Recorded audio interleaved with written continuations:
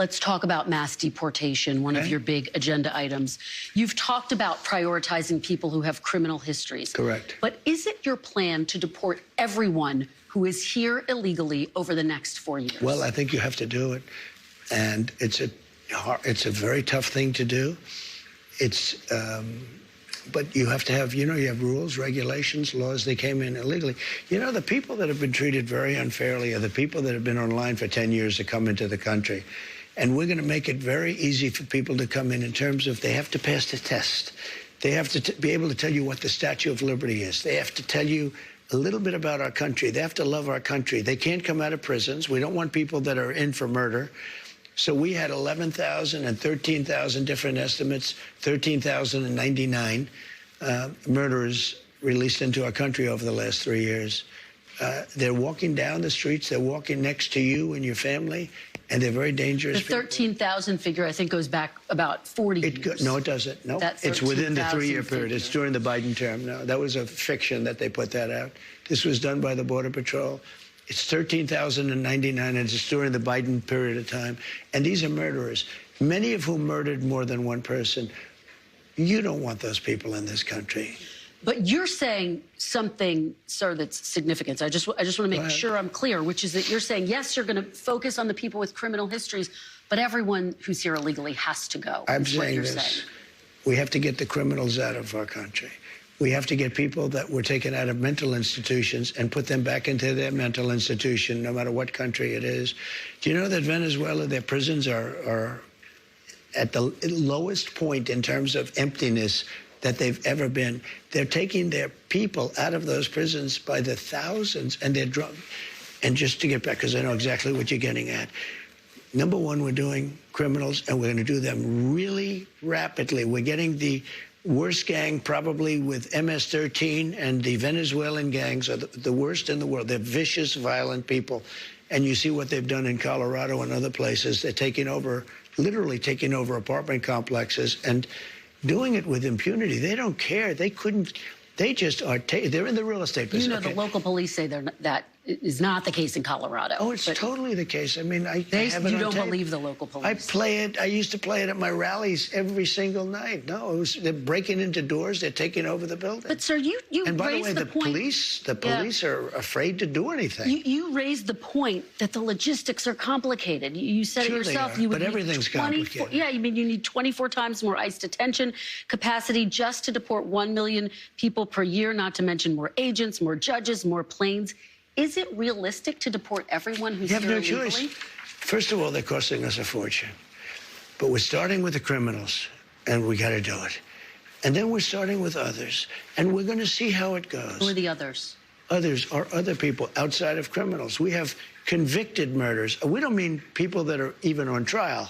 We have people that have murdered numerous people are on our streets and in our farms, and we have to get them out of our country. What about dreamers, sir? Dreamers who were brought to this country illegally as children. You said once back in 2017, they, quote, shouldn't be very worried about being deported. Should they be worried now?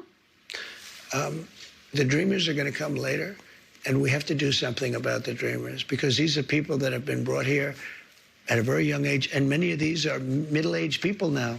They don't even speak the language of their country. And yes, we're going to do something about the dreamers. What does that mean? What are you going to do? I will work with the Democrats on a plan, and if we can come up with a plan. But the Democrats have made it very, very difficult to do anything. Republicans are very open to the dreamers. The dreamers, we're talking many years ago, they were brought into this country. Many years ago. Some of them are no longer young people. And in many cases, they become successful. They have great jobs. In some cases, they have small businesses. Some cases, they might have large businesses. And we're going to have to do something with them. And you want them to be able to stay. That's what you're saying? I do. Okay. I want to be able to work something out. And it should have been able to be worked out over the last 3 or 4 years. And it never got worked out. Biden could have done it because he controlled, Congress to a certain extent, right? He could have done something, but they didn't do it. I never understood why, because they always seem to want to do it, but then when it comes down to it, they don't.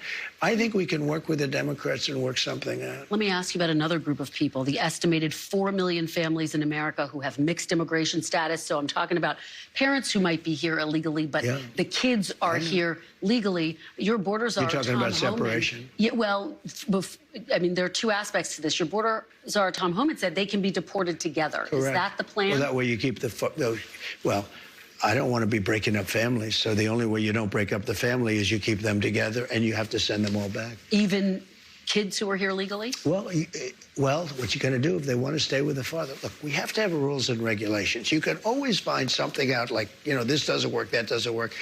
I'll tell you what's going to be horrible.